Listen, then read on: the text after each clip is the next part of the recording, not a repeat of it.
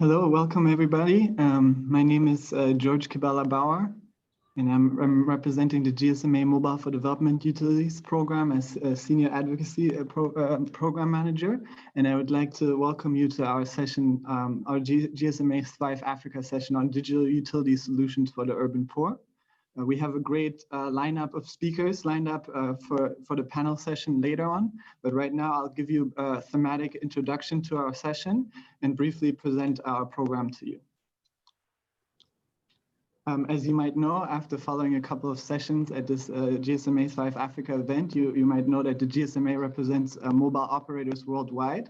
And within the GSMA, our Mobile for Development Foundation drives innovation and digital technology to reduce inequalities in our world.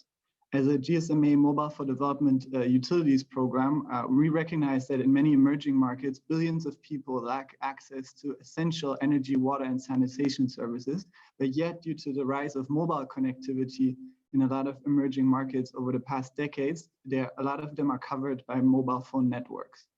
Our mission as a program is to unlock sustainable business models that can make energy, water, and sanitation services more affordable, reliable, and accessible, particularly for underserved communities. Our program is supported by the Foreign Commonwealth and Development Office, as well as the GSMA and its members. I'll briefly talk a bit about the activities of our program. So we have three main activities. Our most important one is our Mobile for Development Utilities Innovation Fund, which funds innovators in the energy, water, and sanitation sector through grant funding. This innovation fund not only allows these innovators to scale their business model, but also allows them to partner with mobile operators and trial different mobile technologies within their business models.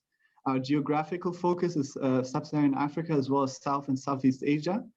And those are the innovators that we mainly fund. Beyond this, we also have a lot of knowledge sharing and convening activities. So we conduct a lot of research on the mobile-enabled utilities ecosystem and share insights from our grantees, as well as other organizations in many reports. We also attend a lot of events. In the past, those were in-person events where we share a lot of our insights to external stakeholders. If you would like to check out some of our recent insights, please follow the link that I provided to our insights page, and you can read some of our most recent reports. In terms of the impact of our program thus far, between 2013 and 2020, our program has disbursed 9.4 million pounds in grant funding to 53 projects across South Asia and Sub-Saharan Africa. Those projects have impacted over 6.2 million people. And what's even more encouraging for us, because our program really tries to catalyze innovations, is that the innovators that we've supported through grant funding have gone on to raise over 286 million pounds in follow-on funding from both private investors and other donors. Our program has also been able to facilitate 42 partnerships between mobile operators and innovators, which is really important to see some of the innovations that we've supported scale to other markets and being replicated. Now I'll briefly introduce this session thematically and provide some insights from our recent report, Digital Solutions for the Urban Poor, which was published earlier this year. So the trajectory of African urbanization is marked by a profound paradox, because in the past, a lot of other urbanization trajectories, for instance, in the West or in East Asia, you've seen urbanization being accompanied by a rise of GDP per capita and also a structural transformation. But the issue in a lot of in the African context is that despite 25 of the 30 fastest growing cities globally, with a population of over 1 million being in Africa, you also have 60% of Africa's urban population to be estimated to live in informal settlements. So, for instance, the drastic example of this paradox would be Madagascar, where over the last 15 years, GDP per capita actually declined, but urban population of the country increased by a lot. We see this paradox across a lot of different cities, and as you can see in the 25 cities we've identified in our report, They do include well-known cities such as Kampala, for instance, but they also include lesser-known cities, like, for instance, Mbui Mai in the Democratic Republic of Congo, which is one of the fastest growing cities in the world. This paradoxical pattern of urbanization has profound implications for basic service provision in African cities, as we'll see in the next slide. States and municipalities in a lot of African countries are struggling to ensure that the urban poor have access to basic services such as energy, water, and sanitation, but we also see these crucial gaps in other areas such as waste management or transport. For instance, in the Democratic Republic of Congo, there's a huge gap between access to at least basic water services between the richest quintile of the population and the poorest quintile of the urban population. Similarly, between 2000 and 2015, growth in sewer access in African countries did not keep up with urban population growth, which means that a lot of African urban citizens, particularly the poor ones, have to rely on non-sewered sanitation. Similarly, a lot of African cities still face huge energy challenges as well, either lack of access or unreliable access. And Nigeria exemplifies this really well, where at least 22 million small gasoline generators are being used to power households and small businesses on a daily basis. The lack of clean cooking and energy solutions is a huge challenge for many African countries with a low urban energy access rate, such as, for instance, Nigeria or the Democratic Republic of Congo. But despite these challenges, we think that digital solutions enabled by mobile connectivity are uniquely placed to address these challenges. We've seen a rise in mobile connectivity in emerging markets over the last 2 decades, and we believe that they can form the basis be the foundation for digital solutions that can help address challenges of service continuity in the context of informality and make vital basic services more accessible and more affordable. We've seen this already in some sectors. For instance, pay-as-you-go technology enables low-income communities to access new services on a more affordable basis. In the clean cooking sector, as well as in the energy sector, these solutions have already scaled quite considerably. Similarly, GIS tracking and IoT could allow multi-stakeholder partnerships to operate efficiently in a context of informality where it's complicated to track service delivery. Lastly, big data and telco data can be an important source of information for municipalities to better inform urban planning and urban policy making. Just some statistics to showcase the rise of mobile connectivity in cities over the past 2 decades, and to highlight why this is such a crucial force for innovations. There are 181 million active mobile money accounts in sub-Saharan Africa alone. Most of them are in urban areas, according to our GSMA mobile money team. Also, our GSMA Connected Society team finds that urban populations in low and middle income countries are 37% more likely than their rural counterparts to access mobile internet.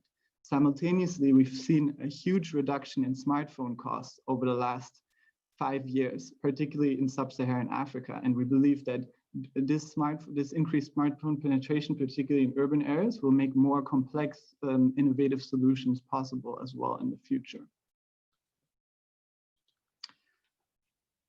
Digital solutions are also important due to this context of informality that I highlighted earlier when I said that over 60% of the urban population in sub-Saharan Africa is estimated to live in informal settlements. Most urban dwellers in Africa work in the informal sector, and digital business models allow governments, but also businesses, to create less punitive pathways towards formality, whereas in traditional businesses, there's quite a huge dichotomy between informal and formal. In digital business progression, companies and governments have the possibility to gradually formalize, but also make sure that certain standards are being established when it comes to informal service provision.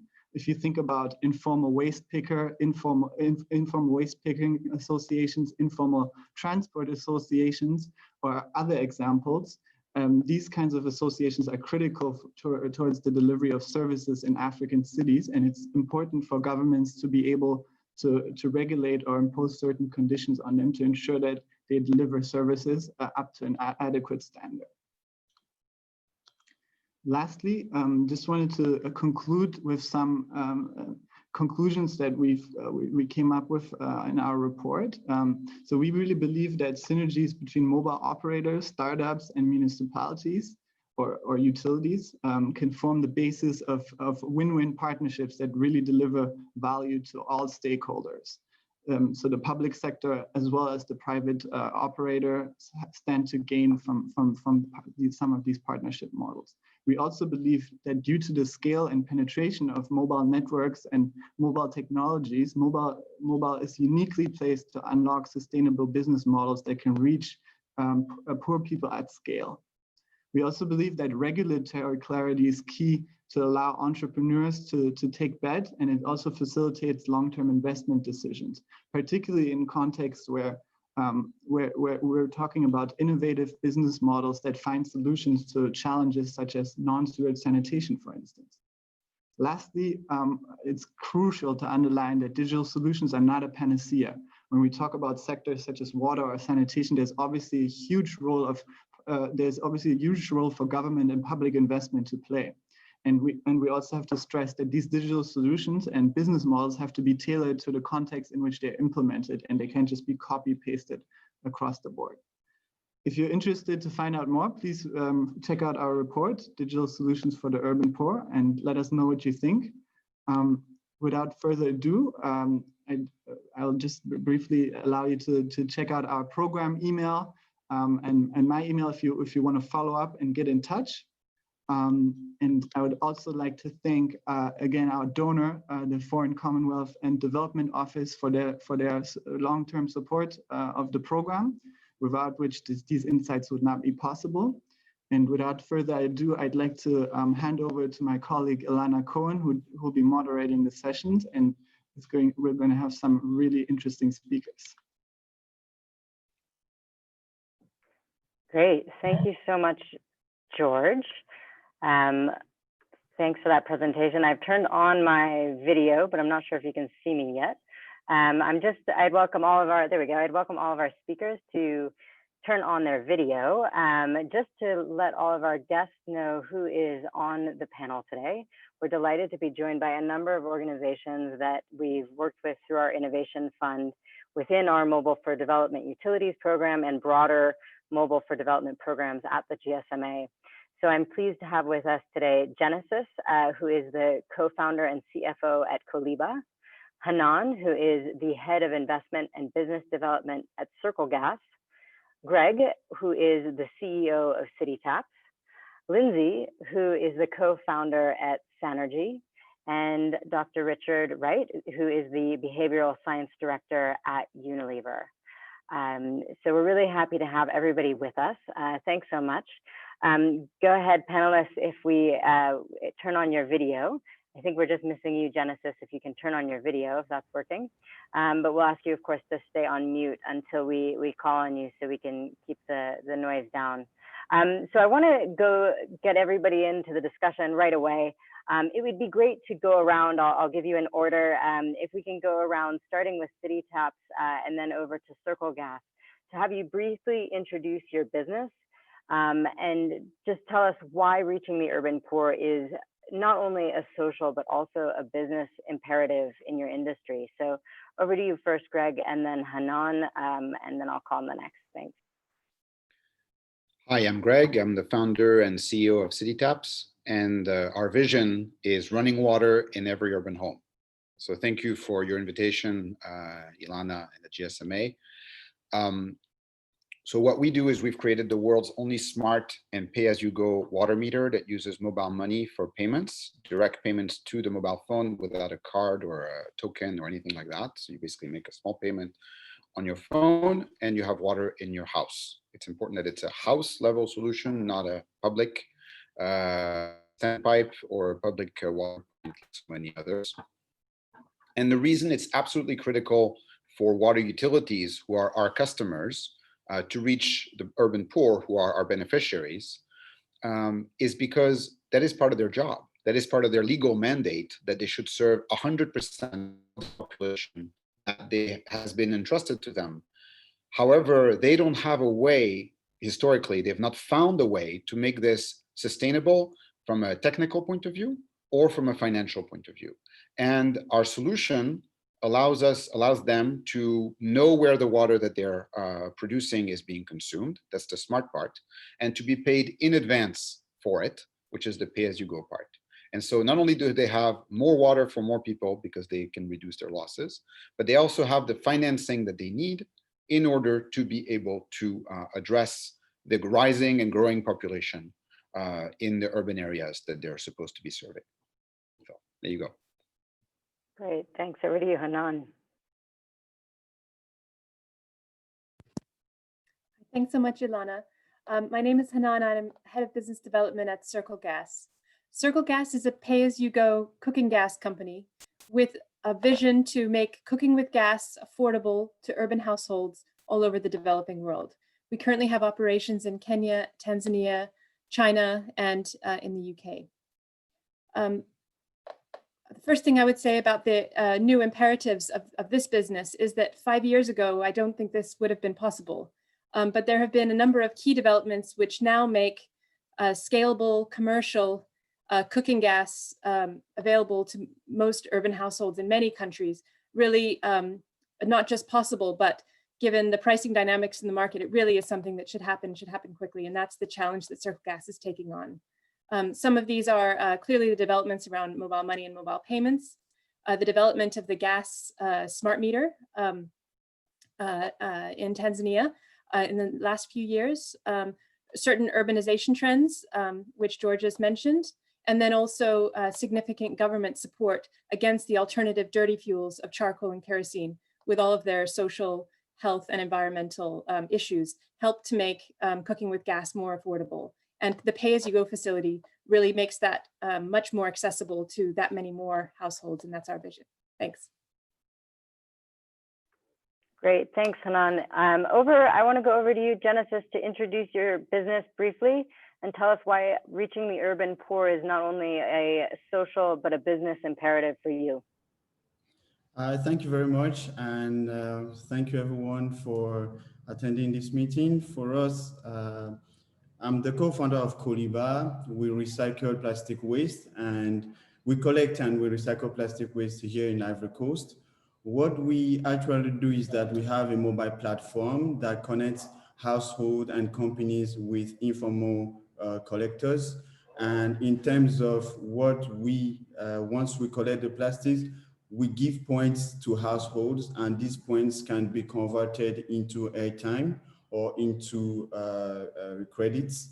And why do we decide to put in place this mobile platform is really to increase the waste collection here in Ivory Coast, because today we found out that the government is really having a huge problem solving this issue. And we think that with the mobile technology today, we have a major role to play. And I think that we can discuss more about that later on. But we really think that with mobile technology, we can really contribute to the solving of this huge problem in African countries. Thanks, Genesis. And I would imagine that it's both the benefit to the waste pickers and also that some of the poorest people live in areas that suffer the most from poor waste management.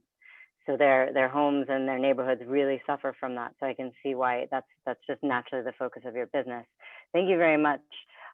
Just moving over to Lindsay from Synergy, if you can briefly introduce your business and tell us about your reasons for serving your market segment of the urban poor. Yes, thanks, Lana.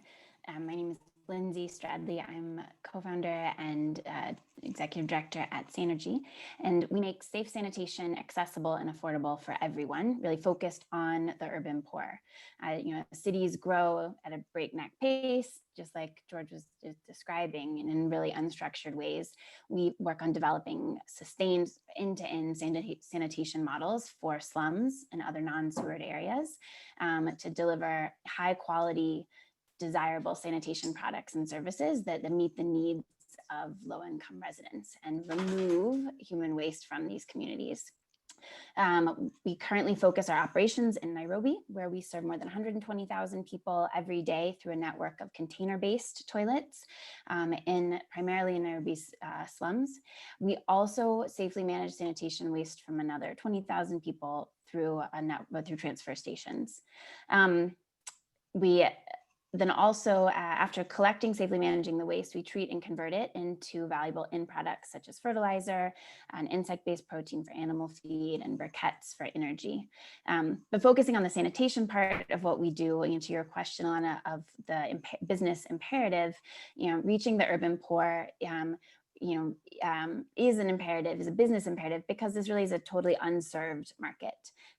It's a reason why, the sanitation is a key example in some of what George was speaking of. These are communities, markets that have been unserved, and that means in creating business models to serve them, we are able to go into areas without existing obsolete infrastructure, and kind of reinvent what sanitation and waste management can look like with a circular economy approach and without heavy and unnecessary water use. Great, thank you so much, Lindsay. Okay, over to Richard from Unilever. If you could introduce yourself and go ahead, please. Hi, I'm Richard Wright. I'm the Behavioural Science Director at Unilever. We work on sustainability. Unilever is a 50 billion euro company, turnover in the year. It sells fast-moving consumer goods, soap and personal care products. It does cleaning products, household cleaning products, and a range of different things, but also some food.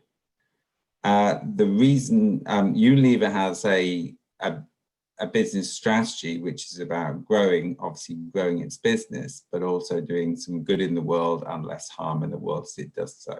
So it's a sustainable living plan. We have very deep roots in lower middle income countries, and they are our growth markets, many of them.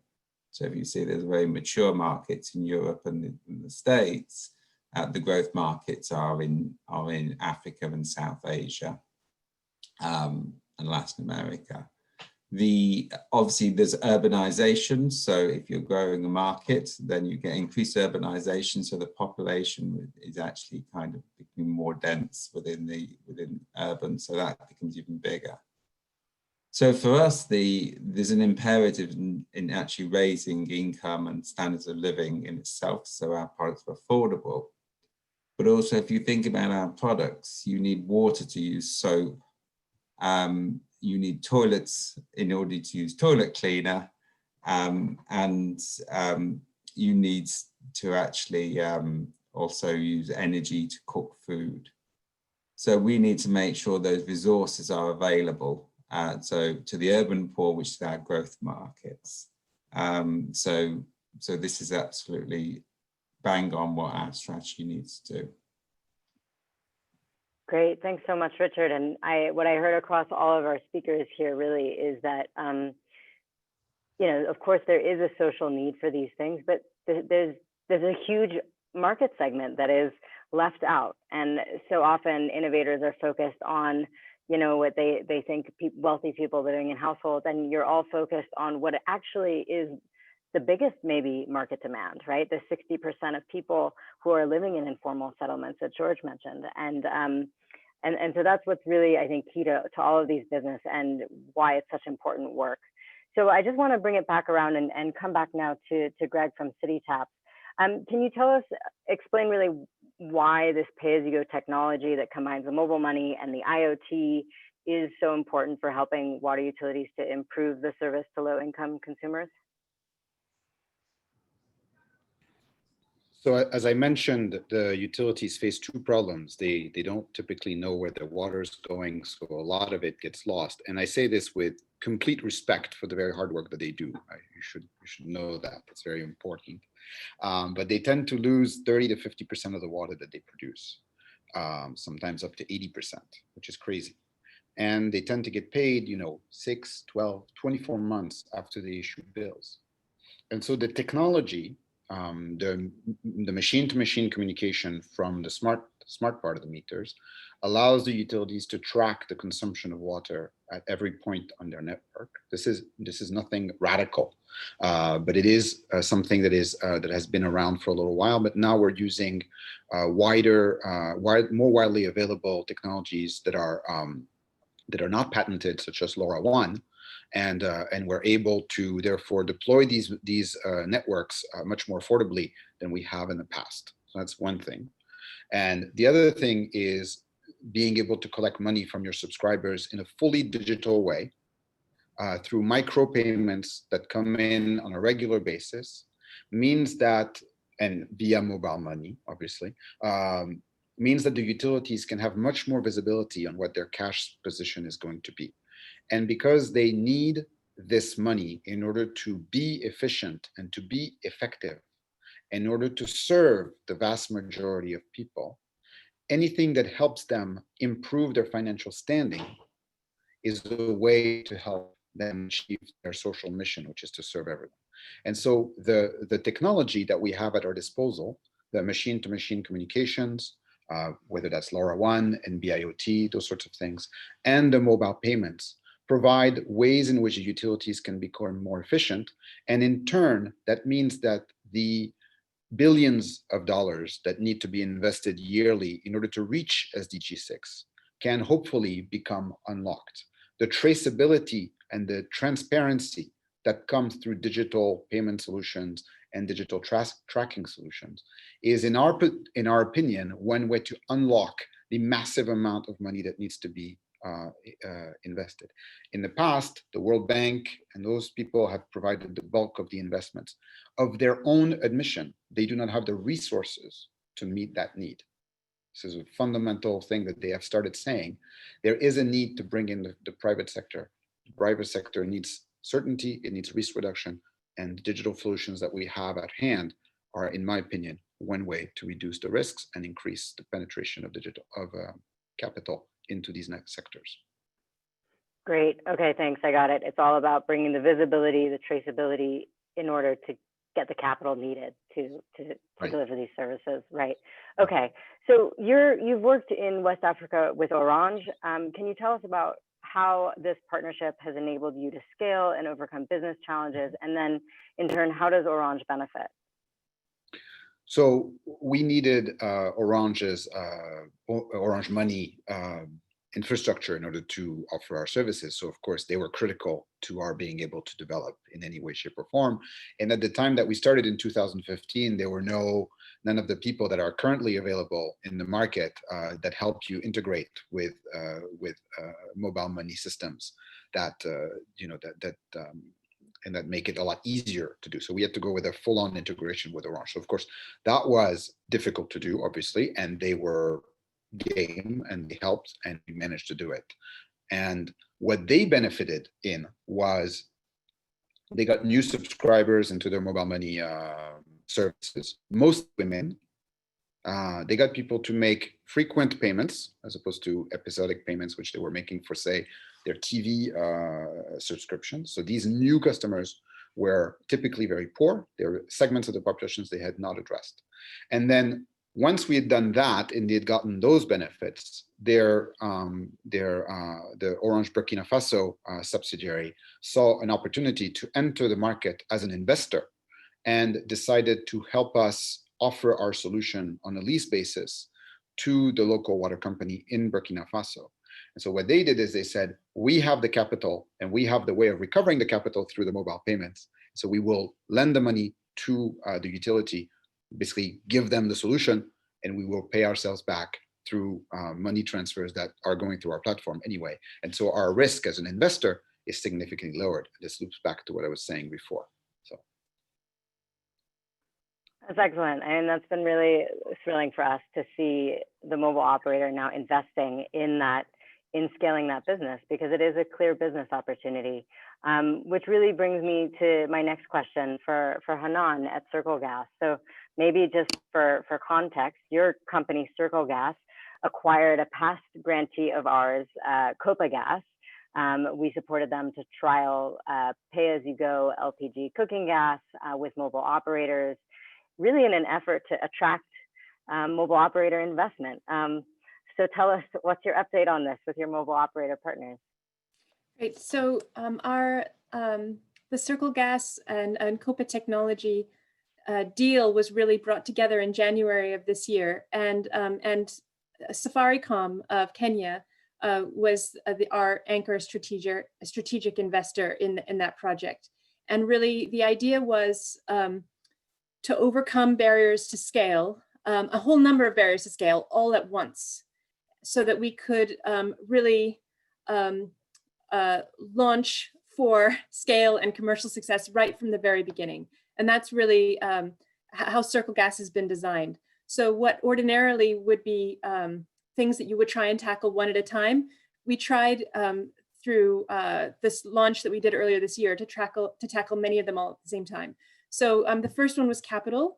So we basically raised enough capital to be able to already get to what we define as commercial scale, which will then hopefully help us to attract investors to get to the next level. So that scale and capital was really important. The second was having a strategy around how are we going to get to, and now we're at the hundreds, how are we going to get to the thousands of employees? Do we have a strategy around that from the beginning? Do we have management? We have management that have experience managing thousands of employees and billion-dollar businesses. Do we have those ingredients there? And then the last one I'd say was also willingness to go up and down the supply chain. So for us, smart meter manufacturing, because it's a new product, could have been a key bottleneck. But we do our own manufacturing of smart meters in China, and we're scaling up that ourselves. So I would say those would be some traditional barriers to scale, which by tackling them all at once, we're trying to demonstrate that all the fundamentals are there. We've tackled all the obvious problems in the beginning, and now we just have to demonstrate it and then take it to the next level. But I'll just say something about Safaricom as well, which is that Safaricom, we didn't come to Safaricom and say, I have a good idea. Safaricom have been involved really from the very beginning of identifying lack of access to clean cooking for the urban poor as a problem for which the commercial solution exists, and which requires someone to do something about that. So they've really been involved from the very beginning in planning and putting the whole thing together in a way that has the ingredients for success. Our deal with Safaricom, we have a brand agreement with them and an operating agreement with them. The brand agreement means that our equipment is co-branded, powered by Safaricom. Safaricom is one of the most trusted brands in Kenya, so it's really great for us for customer familiarity, trust, customer retention. We believe that helps us. And then also we have a services agreement where they really help us to operationally overcome challenges to scale and procurement and expansion. I should also say that something that Safaricom and us are doing together is extending, really pioneering the wide scale use of narrowband IoT across Kenya, which is, I think, really exciting and something new for both parties. So also as part of the services agreement, Safaricom provides all the obvious connectivity services, including narrowband IoT. So those are the elements of the partnership. And then of course, Safaricom as an investor is really, they're on our board and they're involved in guiding the company as well.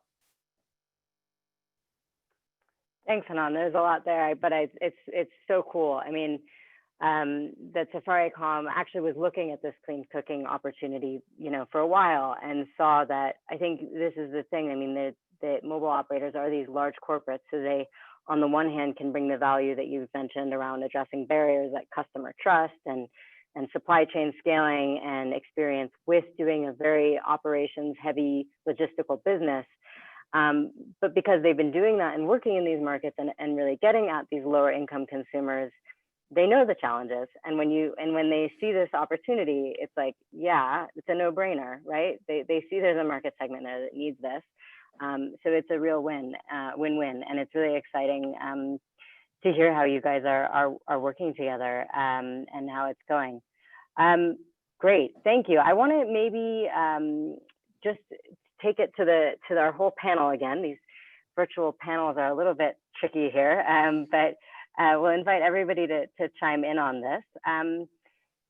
You know, we've heard a little bit from Greg and from Lindsay about some of these partnerships.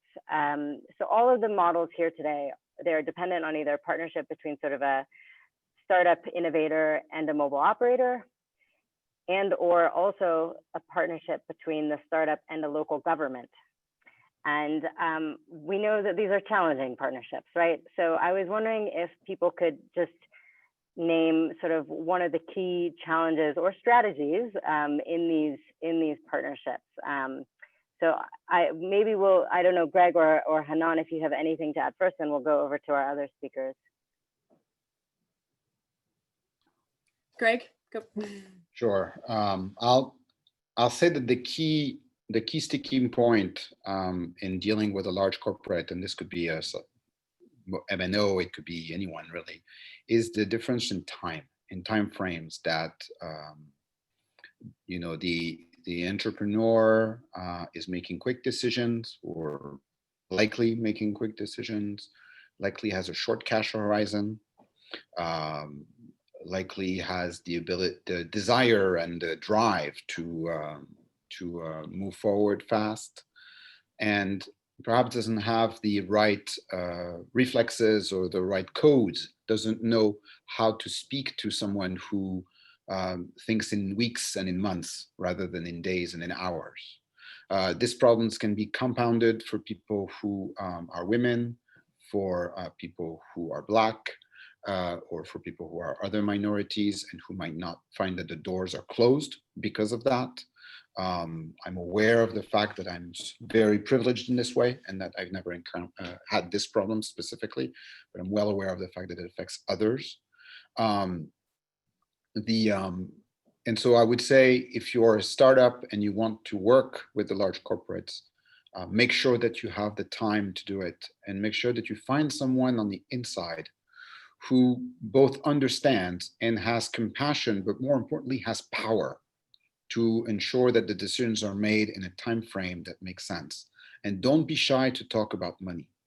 We've had a very large corporate, not in the MNO field, ask us to do a significant proposal for them, and then come to us with a budget that was 10 times too small.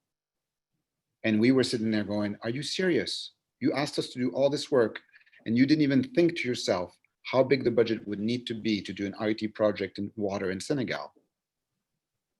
So be very careful, because you know there might be times when you find yourself having done a lot of work that it isn't going to bear fruition. And this is not bad will. This isn't, nobody's trying to hurt your company. Nobody is out to get you or anything like that. It's just that, you know, the world is what it is. People live at the speed that they live at, and they have the means and abilities that they have, and you need to be cognizant of those.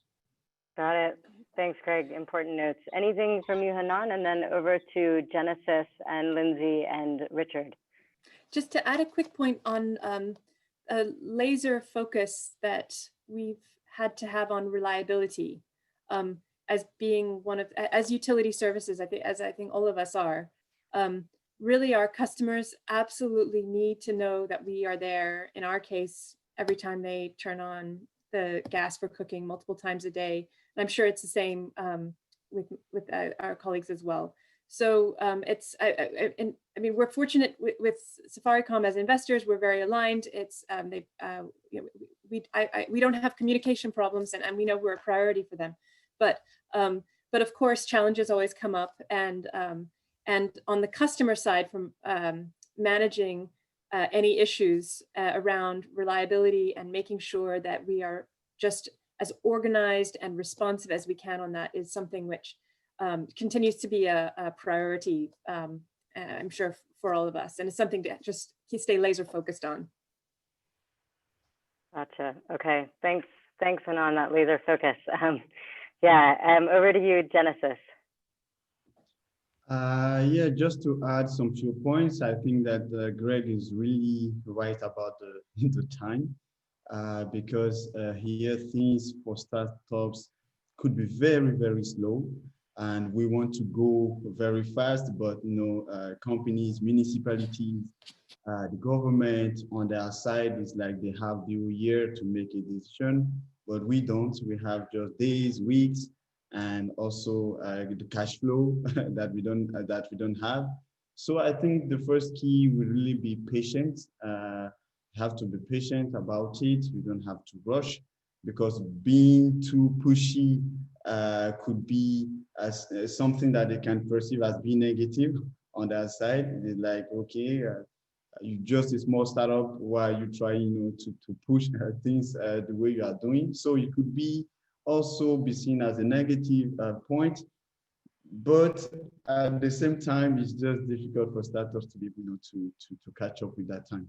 And what are also for me, the second point will be alignment with the strategy of these huge companies, because sometimes we have our ideas, we know how we want to do it, we know how it could fit, but once it's been presented, to these huge companies, they're like, we don't have time for this.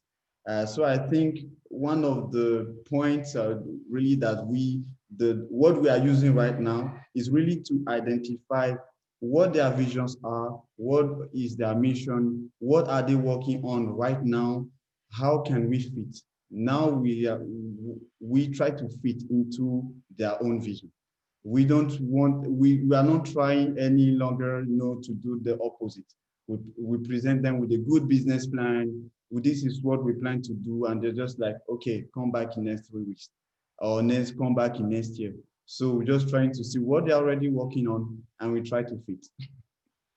I love it. That's a great strategy to deal with this problem of time, right? That they're going to go slow, but you have to come in with something that aligns with their objectives. Yeah, makes perfect sense. And maybe Lindsay, that's very familiar to you over at Synergy. Yes, I was nodding vigorously while Genesis was speaking. That is indeed the key. In our case, as Synergy, we seek to partner with local government and utilities to basically be a service provider of high quality non-sewered sanitation in lieu of building and maintaining sewers in parts of the area may be cost prohibitive or otherwise infeasible. And I think indeed the key is exactly what Genesis said. It's making sure that you are offering something that is part of their strategy, that is part of their goals, that they see as their responsibility. And that is really the biggest challenge for us as we develop these partnerships with utilities and municipalities, is helping them actively accept their mandate to provide sanitation to all of their people. Obviously, if they don't believe that's their responsibility, then we're not solving a problem for them. We're just interesting, and they'll be quite we'll be quite supportive, but not an active partner. These are communities and markets that have been historically underserved. So even as governments officially acknowledge their responsibility to provide services, institutions can be really slow to change, and even more, budgets are quite slow to shift. So those are the big challenges, is just moving at this glacial pace with the public sector as they take on that responsibility really actively. And once we've seen utilities or municipalities get to that point where they say, right, these are our citizens, this is indeed, like here in Kenya, a constitutional requirement to provide at least basic sanitation to everyone. And once they get there, then the partnering is relatively easy, because our services are flexible and affordable in a way that really makes it easy for them to meet that mandate. Help them reach those goals once they see those as their goals. So that's the biggest challenge. Gotcha. So I might take away, don't even try without the political will. You've got to have that first. Step one, and that's definitely where we've been. We no longer look at any cities until they've already reached that point. Yeah, makes sense. If you're like Greg said, you don't have time if you're an innovator. Thanks so much. Richard, any final thoughts on this one? I could talk on this subject for some time, but I won't. yeah, I feel like I belong to the dark side here. So, and I feel your pain. So I think the bit, and I'll take it from the perspective of the big organization. And maybe my advice to big organizations who want to work with these innovative guys, in the early stages, let them fail. Let them try things and fail, because actually there will be a learning process. And I see lots of donors and organizations tie them down very strictly to KPIs very early. And actually that stops the innovation. So in the end, they have to actually just follow the money and deliver against your targets rather than really take their business forward. So when we work on Transform, we really want them to take their business forward. Okay? And we allow pivots.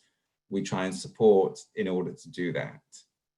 There is the other side of it, and the slowness is that if you're working with a utility or a big organization, when they go for scale and when they're going to commercialize something, it's complicated. It's got to work every time. There's regulation. It may have to be translated into several languages, and there's all sorts of things, particularly highly regulated organizations like a utility. So I can understand why it's so slow. But I think Greg said it really well, is make sure you've got somebody on the inside who's fighting your corner, because you'll need that. And they'll need to understand how to operate in the organization effectively for your benefit. And hopefully I'm a champion for my projects internally as well. My idea is to try to keep them, the small organization, kind of alive and well as they deal with the big organization. I shall stop there. I could talk a long time on this one. Okay, thanks, Richard. So everyone go to Richard if you want more advice on the strategies for those partnerships. But those are fabulous answers from everybody, and really all weaves together a challenging but realistic picture, and some really good food for thought there. Okay, we are of course running a little bit behind, so I'll turn it back to Genesis now. From Koliba. So Genesis, you were supported by our ecosystem accelerator program, and now another program within M4D, our clean tech program, is looking into the synergies between plastic recycling and large corporates, including mobile operators. And you're sort of the perfect example of this. So I just wanted to go back and make sure we got to hear about how your partnership with MTN is helping you to scale and to raise awareness about the importance of waste management. So over to you, Genesis. Okay. For us, working with MTN has really been great for us in terms of credibility, in terms of visibility, because it was really thanks to MTN that we made the GSMA organization. And meeting with the GSMA, we were able to meet with other partners because we're more credible. It was, for us, it has really been great working with MTN on that aspect. And also because right from the beginning of our project, we were looking for more innovative ways to get the population involved in the process of plastic waste collection and waste recycling. So we thought of MTN, Orange, all these companies, all these MNOs at the beginning of our project. But the difficulties was, how do we reach them? How do we get to them? How do we explain this project to them? Just this approach that we had at the beginning is not what I would do today if I'm to restart the whole process. But it was really important for us to think about how do we get the population involved. And for us, we know that these MNOs, they already have access to the market. They have, in terms of subscribers, MTN is like 100% in Ivory Coast. For us to reach the population, it was obvious for us to go to them and to say, how do we work together? How do we reach these households that we are planning to reach? So that was really when we started, discussing on how to identify areas that we could work on. And then we actually work on an API that allows households to be able to convert the points that we give them in exchange of their plastic waste into airtime. That was not something that NTM was used to doing here in Ivory Coast, that they really had to work with us. We had to work with all the engineers to get that in place. And we also worked on the mobile money payment because we have thousands of collectors to pay each day. How do we manage our micro payments? How do we make sure that our employees don't carry millions of francs CFA a day to pay people? So it was really working on the mobile money platform, and also trying how to see how we can use our platform to raise awareness, how we can use our platform to educate the population. And that is really the objectives. And also with huge companies like Coca-Cola, Unilever, I'm glad to see you here, because we just signed an MOU with the Unilever that actually regroups all the distributors, the producers of plastic, also the government. We just had an association where we agreed to work together on this issue, because we thought that it was important to have the producers, to have the users, to have the government, the recyclers, everyone involved, in order for us to be able to come up with a solution that really fits or that fits the need of everyone. So it's always important, working with huge organizations. It's not easy, but for social enterprise who want to have impact, that is not something that can be done alone without the support of the government, without the support of these organizations. It's always difficult as a startup to do it alone. And we think that we are doing our best here in Ivory Coast, and we think that is the right way to go, get everyone involved, and together we can come out with something great. Thanks so much, Genesis. I could hear behind your voice, like, you guys really had to be so committed to making these partnerships work and really working at them for a long time, not just with the mobile operator, but with the government and with corporates. And I think because of the challenges we've talked about, you had to stay committed to that vision to make sure that it happened. So really, really impressed. Great work. Thank you.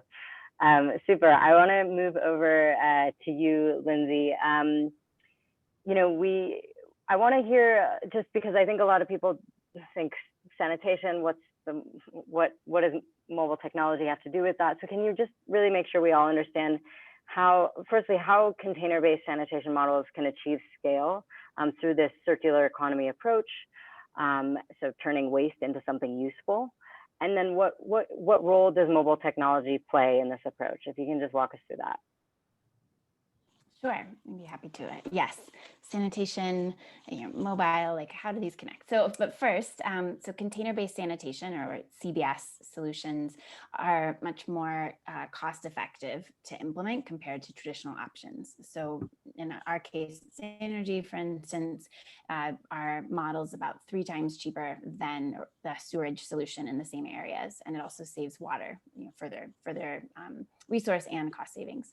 And that's particularly important here in Kenya, where we are water scarce. So we've built a sustainable model which allows for scale in part because of that the circular economy approach.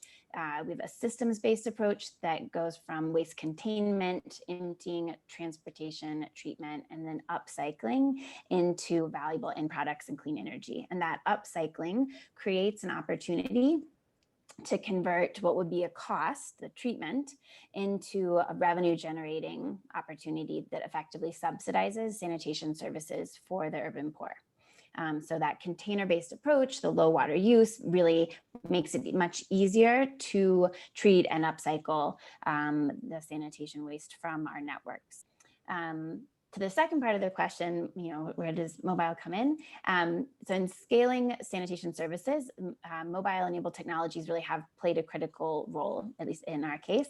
They have helped us enhance operational efficiency and increase customer reach. I mean, certainly mobile money has been key since day one. We have thousands upon thousands of payments on a monthly basis, and all through mobile money. To give two specific examples of how this, besides payments, kind of connects to our operations.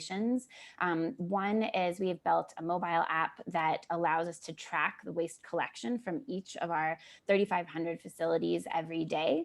So that really improves efficiency and accountability, as well as customer responsiveness. So any kind of concerns, we're able to very immediately, it's like a traceability aspect, basically, for the services we're providing.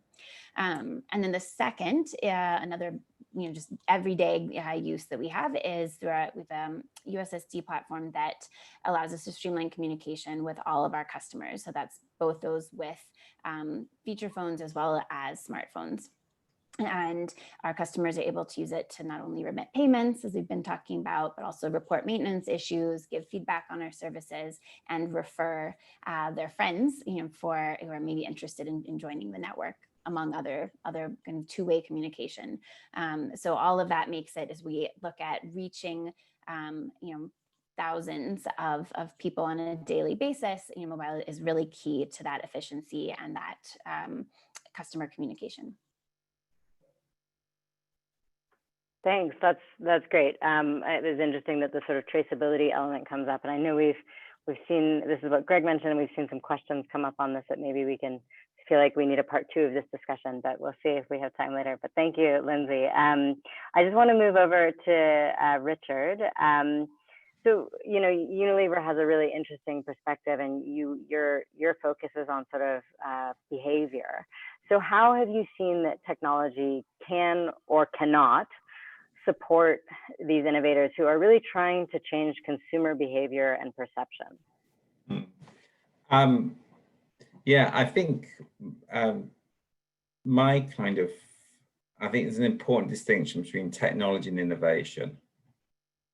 Certainly in low-income communities, there's a lot of technology which is parachuted in and not necessarily kind of done in a way which is appropriate, and the person's given the support, and also you take account of the kind of the social, cultural factors involved in the use of it. So I think actually the important thing is that sending lots of tech to people is spam. Using it to help people learn, and having somebody with them it can be very useful. So I think actually I would say that actually don't just take a kind of Western idea and think it's going to land well in these communities. Make sure you support it, make sure you understand your player, the person that you're trying to help, design with them, design with their communities, and then technology can become innovation. And that is, I think, fundamental to actually any particular kind of innovation. Absolutely. Yeah, I like that. If you're just bringing in technology, it's spam. I think that is important for us to remember. It's a good one. We've been asked a really interesting question by the audience, and I wonder if I just might open it up to you guys. We might have to do we only have a few minutes here, but any thoughts on this? We are also very interested in seeing how these innovations unlock funding through potentially results-based financing, because what you're doing can be verified, right? Because there's records. Another angle is looking at how government regulators can use these technologies to ensure service delivery. So maybe hands up for anyone who wants to comment on if that's happening. Are you seeing that regulators are interested in your technology? You got Lindsay, go ahead.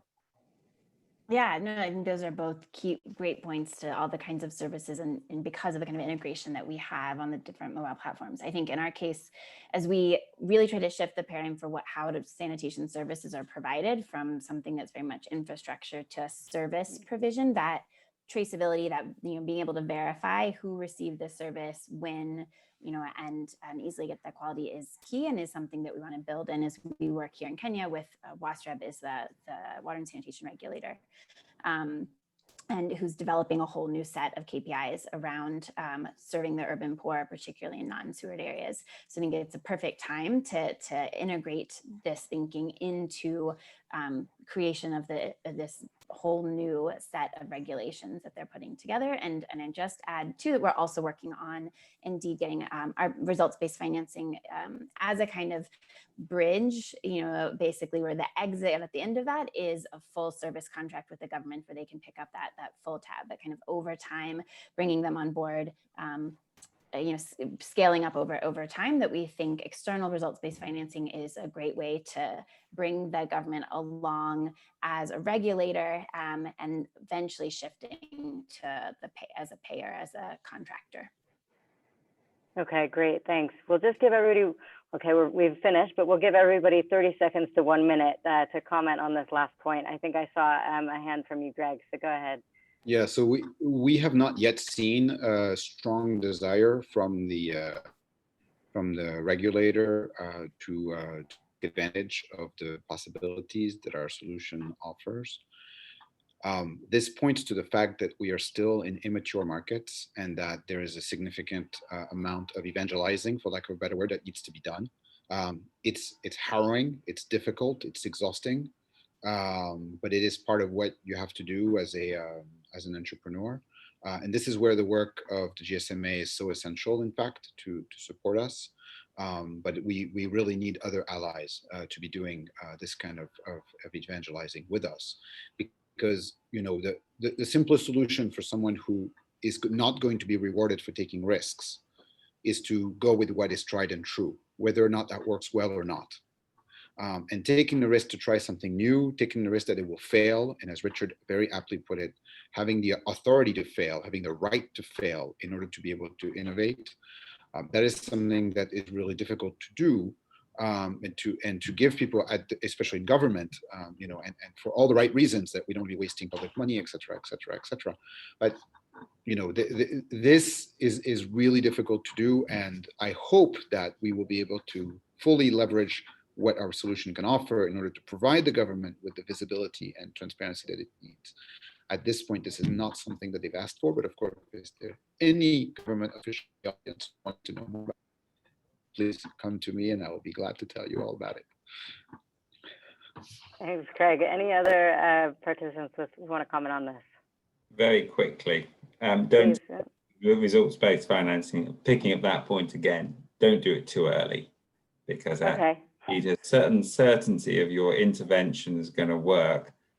And that's the point of experiment, pivot, and then come up with a good solution before you take something which is locked into that. Okay, so results-based financing, not in the pilot stage.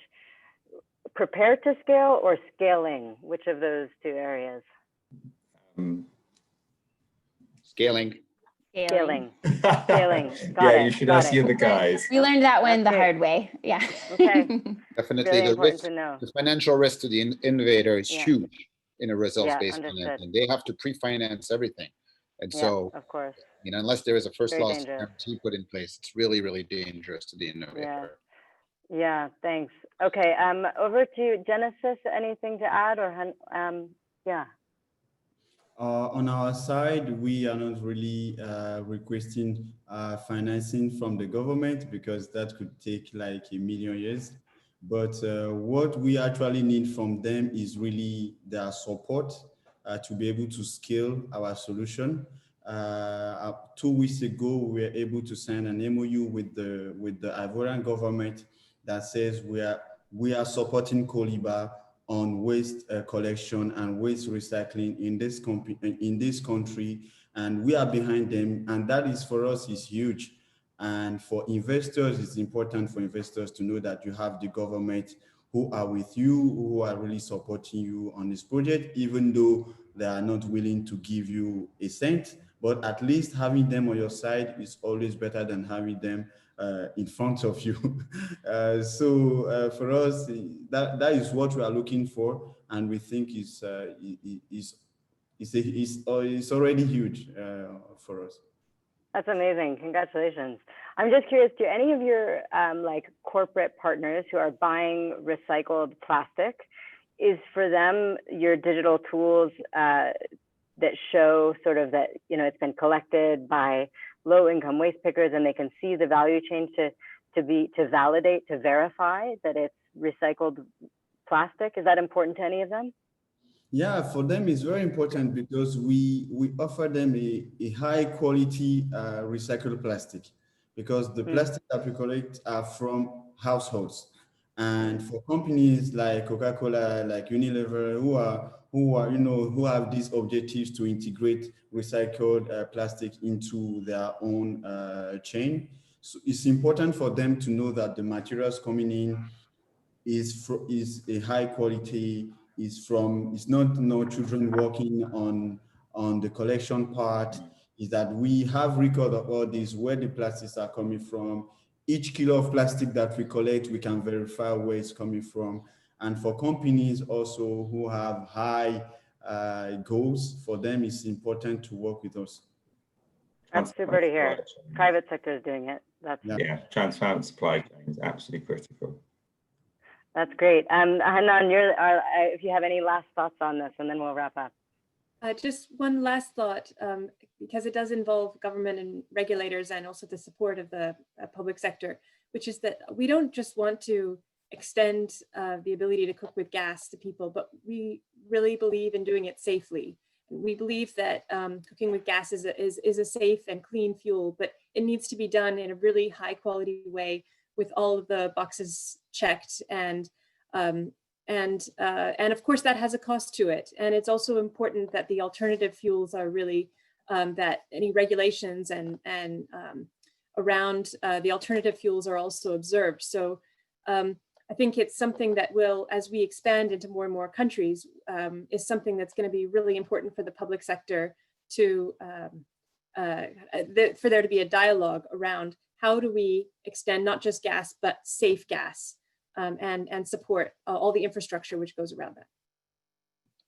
Absolutely, yeah, crucial point. And I know that there was a lot of interest from GSMA and from regulators when we had our grant in 2015 with Copagas to look into that safety feature. And it's been a priority of Copagas and now Circle Gases, so that's great. Well, I've killed all my time for a more formal wrap up, but hearing from all you panelists was far more interesting. So thank you all so much for your comments and all of your really useful insights. I appreciate that we could have a really straightforward conversation here. Thank you very much, and really thank you to our audience for joining us. Sorry we couldn't take more time to discuss everything. You're all great and interesting, and thank you for your hard and excellent work. So thanks everyone. Take care. Thank you. Thank you. Bye-bye. Bye-bye.